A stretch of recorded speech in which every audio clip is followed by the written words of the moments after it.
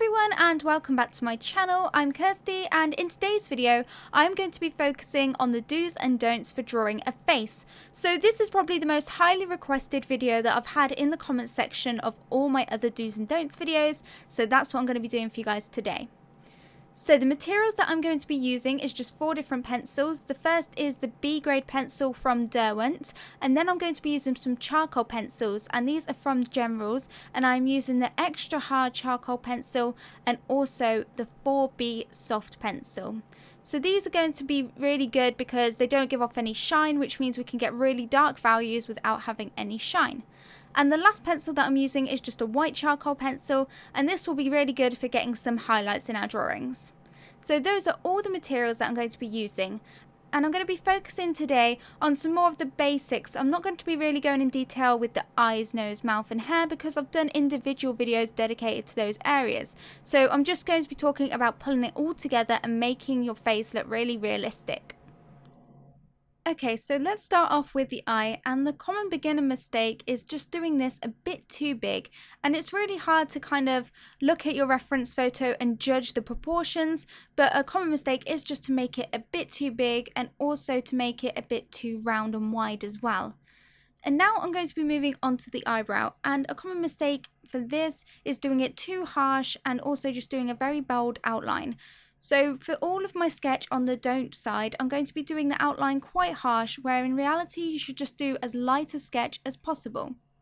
So now back to the eye, and when people do the pupils, they just do them a bit too dark, and also there is just a lot of very harsh lines, whereas with a realistic drawing, if you want it to look realistic, it's all about really soft shading and you don't want harsh lines.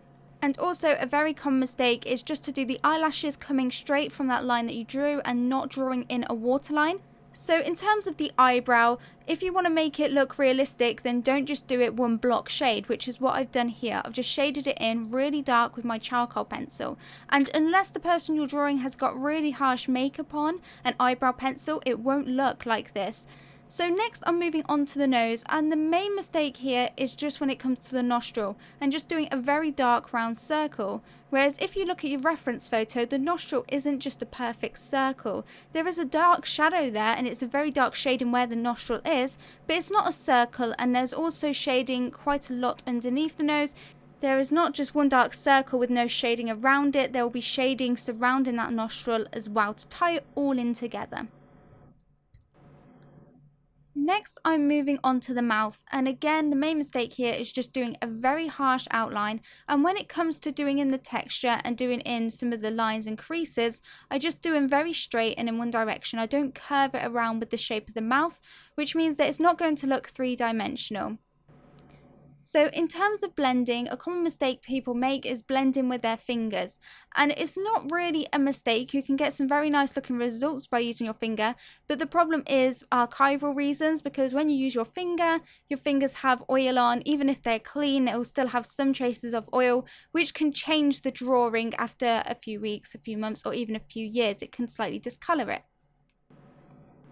So now I'm moving on to doing the outline of the face, and a common mistake is just to do a very oval outline and not take into considerations the shadows and the dips in the face, and also how the hairline impacts what part of the face is actually on display.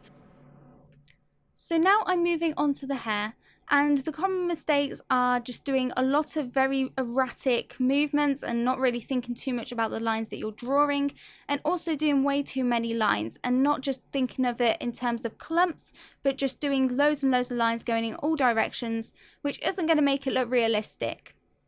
It's important that your lines have direction and that they're going in the right direction. Don't just draw lines for the sake of it. The next mistake is just going too back and forth with your pencil and not thinking about the direction again. So just doing very back and forth motions with the pencil. And again, I'm just using very dark charcoal. I'm blending with my fingers, which is going to make your drawing get very dirty because your fingers are just going to keep building up charcoal. So then every time you go in and blend with your finger, it's very unpredictable what charcoal is going to come off your finger. And lastly is when it comes to the highlights. So the mistake here is my eraser is far too big. I'm not going to be able to get any sort of detail with this large eraser. And the problem is I'm not really thinking of the highlights. I'm just kind of streaking them in anywhere. So that's it for the don't side, and now I'm going to walk you through slightly slower how to draw a realistic face and how you can do subtle changes to make a really different final result. So I am using the B grade pencil, and I'm doing this to lightly sketch out everything before I go in and shade. It's really important that you do it really lightly, because if you make mistakes, it will be really easy to erase them. And you probably will make mistakes because you want to make sure that your sketch is really accurate before you go in and do lots of shading. So it's common to make little mistakes and have to erase bits here and there to make it as spot on as possible. So as you can see, when I'm doing the eye, I'm not just doing it really wide and really circular, it's a lot smaller than you might think it would be. And also I'm looking and making sure that I'm looking at the shapes of the tear ducts, and I'm also making sure that I add in a waterline when I go in and shade it as well. When it comes to the nose, as you can see, I've blocked in where the nostril is, but it's not a circle, it's just a slightly oval shape. I've also outlined the mouth, but it's nowhere near as dark as it was before, and I'm just going in and I'm outlining all the general clumps of the hair. So once I've finished outlining everything, I'm going in with a cotton bud, which is a really great tool for blending, and I'm just using this to soften out the sketch a bit. So now I'm starting on the eye, and I'm going in first with that extra hard charcoal pencil, and I made sure I sharpened that before I went in and used it here. And I'm just using this to mark out the pupil, the outside of the iris, and also the upper lash line as well.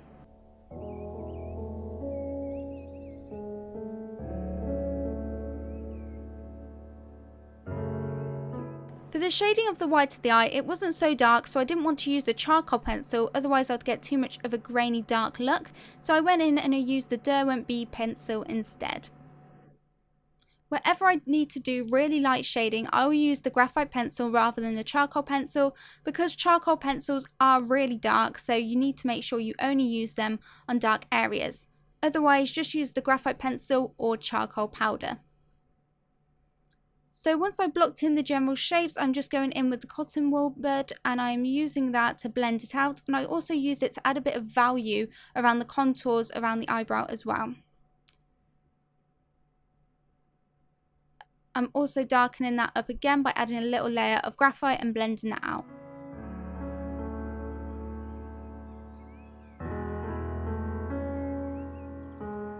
Once I've done that, I go back in and I darken up some values. And again, I'm just looking at the reference photo and identifying which parts need to be the darkest and which parts need to be the lightest. And I'll try to avoid adding direct charcoal onto any highlighted areas.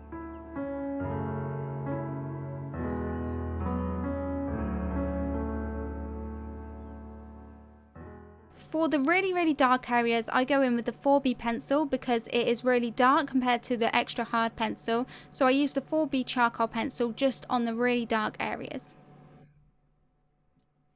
Now I'm going in with a kneaded eraser, and I'm using this to pull up some highlights, and you can really easily lift up the charcoal powder by using the kneaded eraser. So today I'm going to be using 3 blending tools. I'm going to be using the cotton bud for more small areas, and then for extra small areas I'm just using a very small paintbrush, and then for larger areas like the skin I'll be using tissue. And all 3 of these are extremely cheap and they're really effective.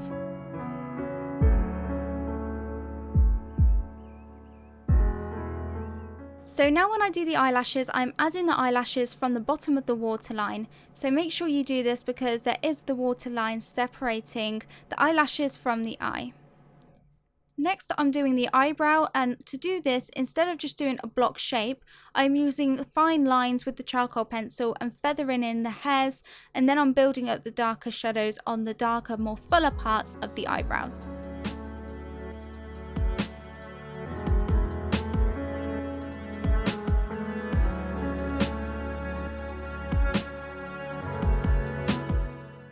For the darkest areas of the eyebrows, I'm using that 4B pencil.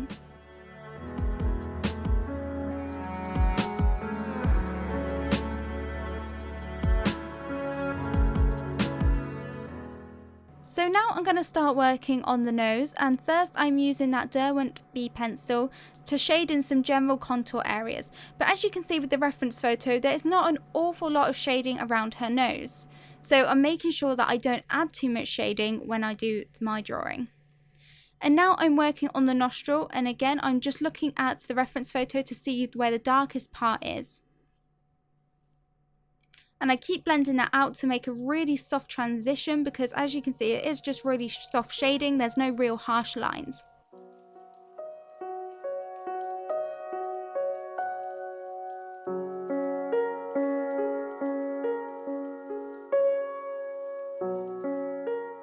I really recommend changing your cotton bud every now and again, because as you go through your drawing it does build up with the charcoal and graphite, and if you want to do some really light shading it can deposit too much of the residue onto the paper. So that's it for the nose. There wasn't a lot of shading on there to be done, and now I'm working on the mouth. And the first thing I did was added in that center line using the extra hard charcoal pencil. So once I've drawn in that center line using that extra hard charcoal pencil, I then go in and start building up some of the shading. And when I do my shading, I'm looking very specifically at the reference photo to see where the darker shadows are and then where the highlights are. And I try not to add any graphite to those really highlighted areas. So when I blend it out, it will smudge some of that graphite onto those highlighted areas, but as you can see, they still stay lighter than all the other areas, which is good because I didn't want them too bright, but I didn't want them really dark either. So then I go in with a charcoal pencil and start to build up some of the texture in the lips, but this woman didn't have too much texture in her lips.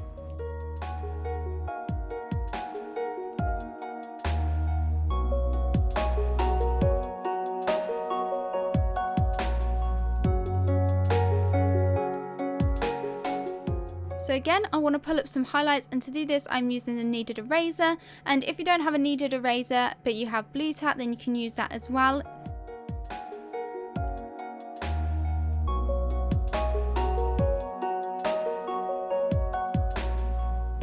And right at the centre of the mouth I used that 4B pencil because it was the darkest area. So next I'm going to be working on the skin, and to do this I am going to be creating some charcoal powder to use for the skin with a paintbrush. And to create the charcoal powder I am going to be using the 4B charcoal pencil, and I'm just rubbing that onto some paper, and that will deposit some powder for us to use with a fluffy brush and put that on the paper very lightly to create some really nice shadows.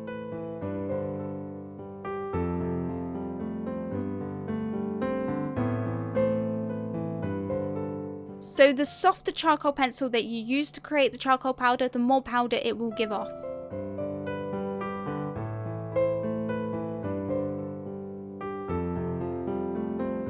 So the main contour is within the cheek, and as you can see on the reference photo, she has quite a nice contour on her cheek, and that starts from where the ear is and that goes down towards where the lips are. So make sure that you're looking for the contours, because that's what really makes your drawing look realistic, because every face will have specific contours and shadows and highlights.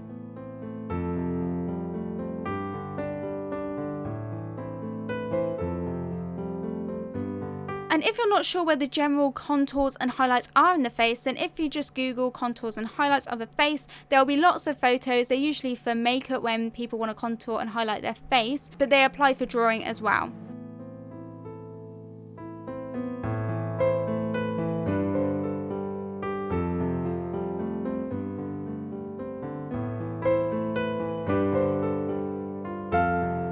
If you ever apply a bit too much charcoal pencil and you've gone a bit too dark, then you can just use the tissue, and this will lighten up the area because the tissue is really good at removing some of that charcoal pencil.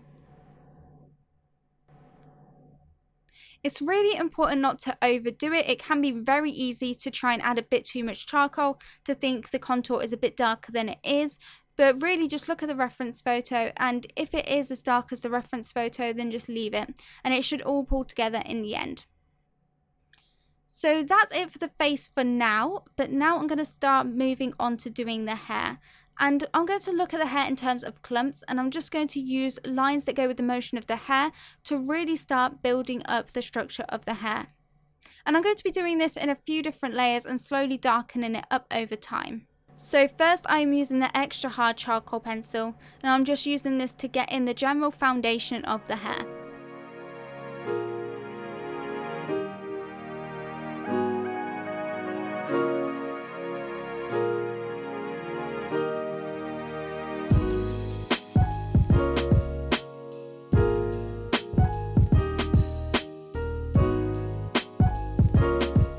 When you're doing portraits, you really need to be flexible because sometimes you might do the hair and then parts of the face might look like they need to be darker. So don't just think that one area is finished. Make sure that you're flexible in coming back to it and adjusting things if you think that it needs to be darker or if certain bits need to be lighter.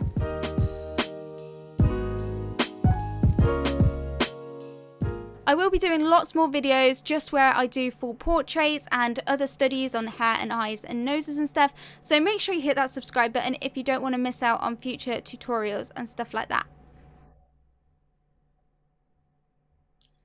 So once I've added in that base layer, I'm just going in with my cotton bud and I'm using that to blend this out, and as you can see, it adds a nice tone to the rest of the hair that we didn't even add any charcoal onto. And then I'm just going and repeating this for the second part of the hair.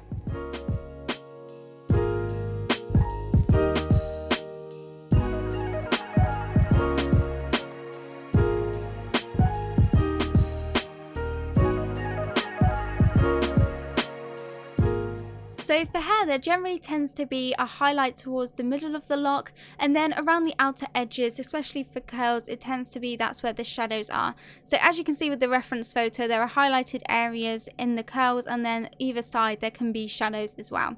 And make sure that you look for those darkest areas, and it's really important that you get those dark areas as dark as they need to be and the highlights as light as they need to be, because the contrast is what is really going to make your drawings look really, really realistic.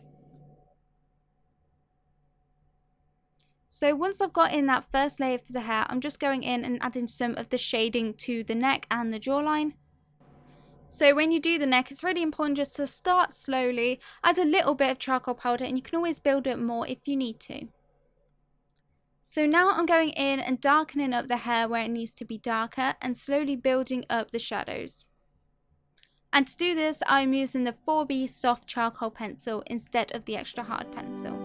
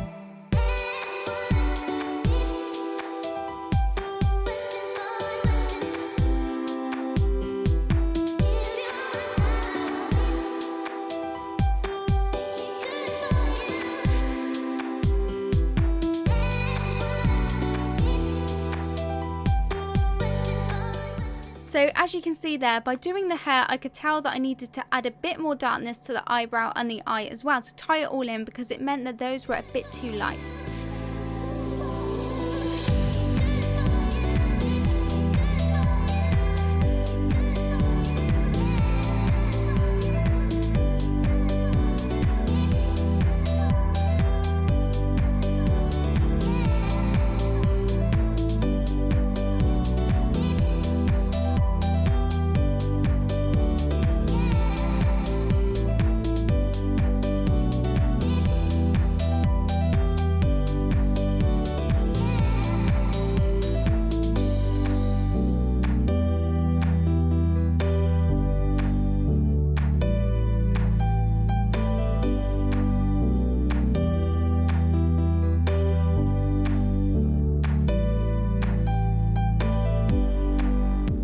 So now I'm going in with that fluffy brush again, and I'm using that to blend out this second layer of the hair. And as you can see, when I blended out the 4B charcoal pencil, it adds so much more tone to the rest of the hair, and that's because, again, like I said, it gives off a lot more powder.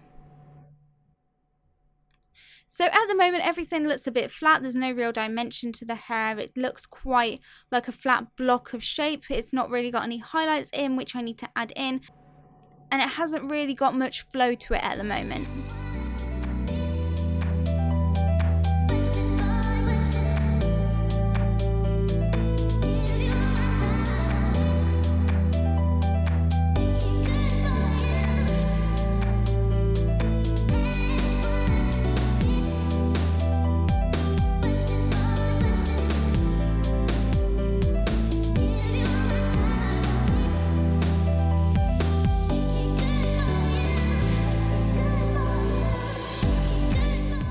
So now I'm just going to go in and start to work on the highlights, and to do this I'm using that same eraser that I did before, but before I used a more blunt end, whereas this time I used a knife and I just sliced off part of it to get a really sharp crisp edge. And now I'm going to pull up some main highlights. I'll be adding all the little flyaway hairs and individual hairs that are highlighted with the charcoal pencil, the white one, but for now I'm just adding in the general highlights and the general highlighted areas of each of the locks of hair.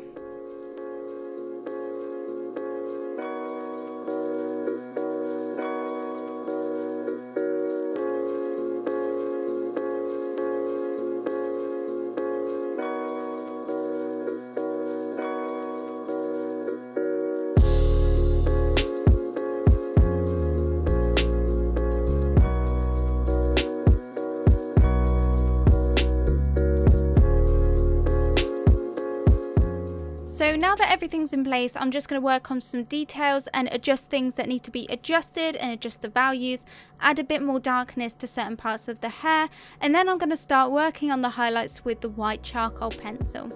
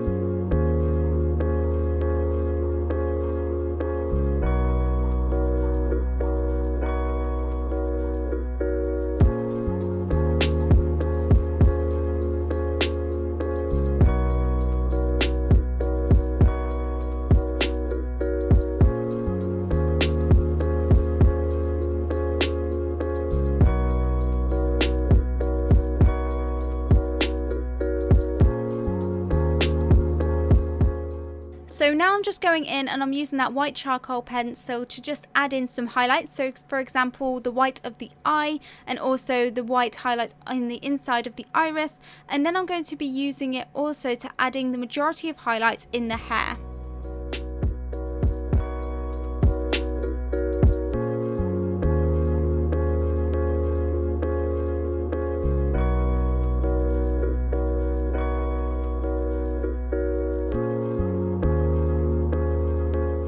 So the white charcoal pencil isn't really essential. You can create this look by using a lot of erasers. So a Tombow mono eraser is a really good one to get really fine details. But for now I'm just using that white charcoal pencil to create some of the flyaway hairs and some of the really fine highlights.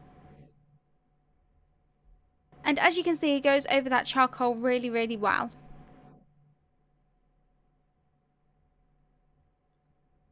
And that's basically it for today's tutorial. I really hope you guys found it useful. Like I said, next week I'm going to be doing a full portrait in charcoal and really go slow with it and talk you through how to do it in more detail. So make sure you subscribe so that you don't miss out on that. I'll leave a link to the playlist where you can see all my other do's and don'ts videos if you haven't already and you want to see some features in more detail. So anyway, thank you guys so much for watching and I'll see you in my next video. Bye!